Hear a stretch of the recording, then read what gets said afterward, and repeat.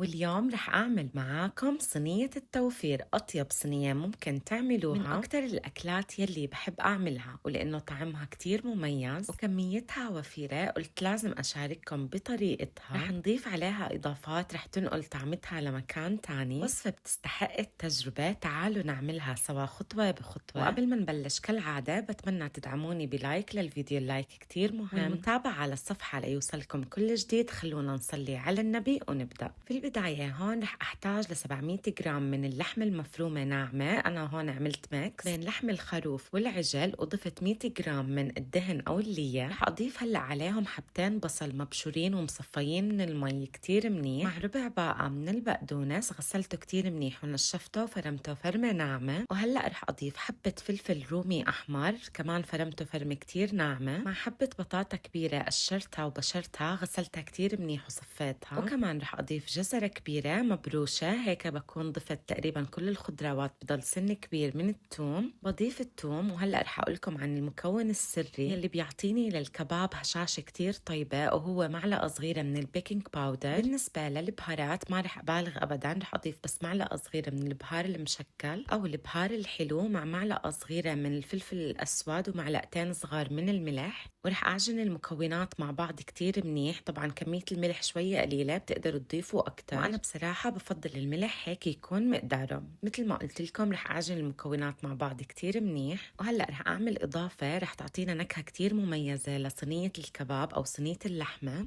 بصحن بضيف معلقتين كبار من دبس الفلافلة أو الشطة حسب شو بتحبوا، وعليهم بضيف 4 معالق من زيت الزيتون أو الزيت النباتي حسب شو متوفر عندكم، مع رشة صغيرة من الملح ورشة صغيرة من الفلفل الأسود. بحركهم كتير منيح. وهلأ باخد شوية من هالخلطة وبدهن فيها الصينية، وبعد ما أدهن الصينية وتتغلف عندي تماما بضيف اللحمة يلي حضرتها. طبعا أكيد بتقدروا تستغنوا عن هاي الخطوة، بس صراحة رح تعطيكم طعم كتير أطيب للصينية. وهلأ حابة أسألكم متابعيني الحلوين من أي بلد بتتابعوني أو لأي بلد وصل هذا الفيديو، ويا ريت تخبروني بالتعليقات قد ايه بتعطوها الوصفة من 10. صراحة أنا بعطيها 10 من 10، كتير كتير طيبة. رح أشكل هلأ الصينية بعد ما أفرد اللحمة، وبالسباتولا رح أعمل هاي العلامات على اللحمة لتعطينا شكل حلو. وهلأ رح أجيب الصلصة يلي حضرناها قبل شوي أو الصوص، رح أدهن تقريبا بمعلقة وجه الصينية، ورح أخلي معلقة للآخر. وهالمعلقة رح أدهن فيها الخبز العربي. رح أدخل الصينية على فرن محمى قبل بوقت على الرف الوسط على درجة حرارة 180. رح تاخد معاي وقت من 30 ل 35 دقيقة. أطيب وأشهى صينية لحمة بتكون صارت جاهزة معانا.